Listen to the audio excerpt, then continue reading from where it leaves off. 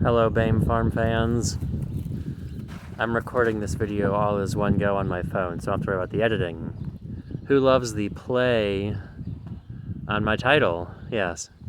December ended a little different than I expected. A few more things were purchased, and here comes the big reveal.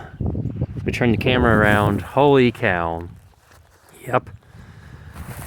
This is actually the same white that I bought back in April and traded all those tractors for. I now have it back.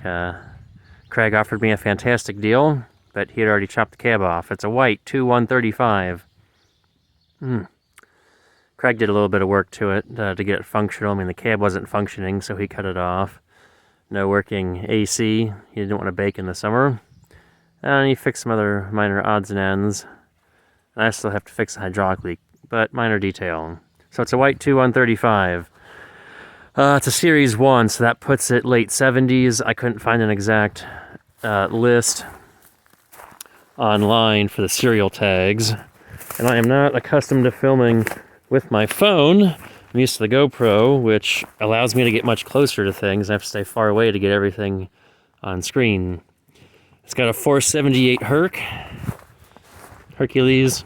For those of you who are not familiar with the I'd say Hercules is more of an American engine manufacturer. Yes, 7.8 liters for all you people who can't speak in cubic inches, which cubic inches make more sense. It's much more exact than liters. 6-cylinder turbocharged.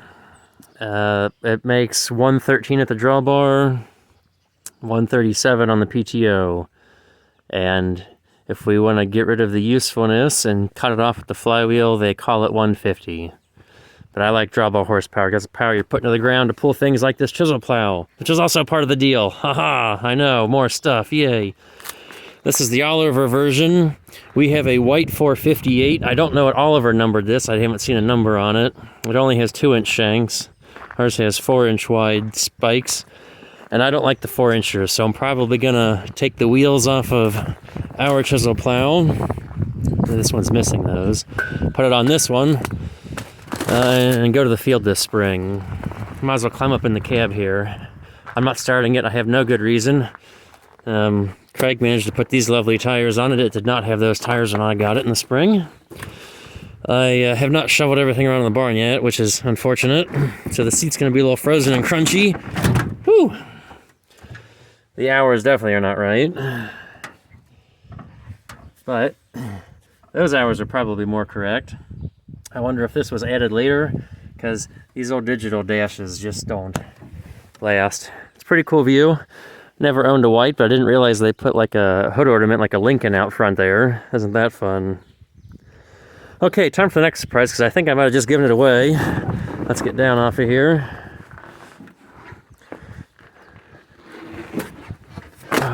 There's where the hydraulic leak is I gotta fix. And let's go see what the other thing is. And I hope I didn't give it away yet. That'd be so sad. So let's quick swing around here. Oh, holy cow, look at that tire. Look at that other tire. Oh, it's got 4 big, sexy pieces of rubber on a white 4150. Yes, this is why it was a very white Christmas. It's middle of January now, and there's some snow on the ground. But I'm just doing this, like I said earlier, as a quick film and upload, no editing. 3208 Cat. 630 something cubic inches of fuel burning cast iron. All cats sound the same. They've got that nice V8 roll. Yet again, I'm not going to start it, don't have a reason to, but maybe I'll have to use it at some point. When Craig brought it over, it was a cold morning, it was frosty, no block heater, no nothing, turn the key and roll, and I cannot get far enough away to get this thing in one whole view, but I can stand on top of the saddle tank. I can kind of get a bird's eye view, kinda. I miss the fisheye lens of the GoPro right now. So this still has a functioning cab. 3-point PTO. Craig says I need to go into the top here and replace a valve. The 3-point, this doesn't sync, right? But it doesn't do anything right now. I need to fix that. There's a lot of lights on it, and they don't look busted out, and I would hazard to guess that they would work, especially 'cause I'm sure those people were big farmers out in Iowa. You know them, they're in the fancy pretty lands where everything's prim and proper and clean. Tractor probably didn't sit outside much. Ooh, that's where they've got the deep black dirt. They don't have to farm 2 million acres to make any money. Probably places where there's still small guys farming the family 200 and making it. Don't have that around here. It's not too much. They've all given up fighting the mud. 3,500 hours. You got the over-under speed chart. 19 miles an hour. That's getting after it. 2,800 engine RPM. Well, that's the joys of the V8 Cat. They like to spin them up. We got 2 mirrors. We can see ourselves and the implement. Might need a little glue on the headliner. Headliner doesn't look too old. Glue's just getting a little unsticky. All the controls are right here next to us, which is, easy to reach, easy to get to. Love that. You can see the front tires. I love seeing the front tires. I just like seeing things. We look out the back, and the rear tires are like right on top of us because they're so big. Pretty decent view, not too much obstructing it for whatever we're pulling. Probably not a half bad buddy seat if we had a buddy. And, lovely. Gear shifter still between your legs. This tractor is 2 1850 rear ends mated together to make a big 4-wheel drive. Now, you want to know some fun facts? Well, this has, probably 5,000 pounds of weight over that 135. This tractor is only rated 157 at the PTO, 125 power to the ground at the drawbar. Yeah. It looks big, and I'm sure it'll burn the fuel okay. Craig thought it was fairly efficient, but in my experience, 32.8 Cats were twice the displacement of what they really needed to be for any application. But, Cat didn't want to have anything bad ever against them, so they sent out oversized power plants for whatever the application request was. Well, that is not all. We got to keep going. There's more stuff. Like I said, December was very well gifted.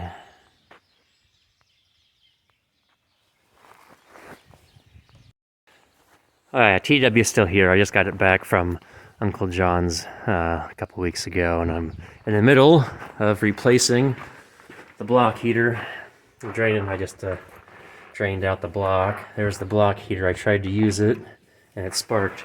Something I forgot to say about that 4150 is that that was made from 74 to 78, I believe. New price was $37,000. New price on the 135. Well, the price I found was from the 80s, and it was over 40. It was at 40,000, and there's no way. So, being the Series 1, that price was probably, I would guess, high 20s, maybe 30,000 or so. Oh, holy cow! What is this? This was also part of the deal. It is a lime green Allis Chalmers disc, aka a Deutz Allis. So that puts it a victim of the 80s farm crisis. It is a 2500 Deutz Allis disc. Yes, that's, all the mergers happened in the mid 80s there. Somewhere I found a serial tag. Oh, there. No, that's not a serial tag. If we see there, that's the KHD Deutz sticker, hidden by the Remlinger Harrow. I needed like a big enough disc for that tractor to pull. Even though I imagine the TW could pull this. And if I was real sprightly and excited with the 1086 when it was dry, or even the 135, I'd pull it too. But I think I'll go pretty good behind the 4150. Blades are newer, fairly close to that 20-inch range. I haven't measured them, but I was told they were replaced not too long ago. Which anymore, it's cheaper to buy a new disc than it is to put blades on them. 2 connections. One set is for the up-down, and the other set does the wings. Gravity down on the wings. There's nothing to lock the wings. They did not use the IH style of one-piece bearings, and I've got two in the back. Each, I don't know if you can see it from here, each one on the back needs a new bearing. There's no rear hitch, so I guess I won't go crazy trying to pull anything, but I do have the one-bar harrow, which should help, instead of having to pull a crumbler or a harrow gatter.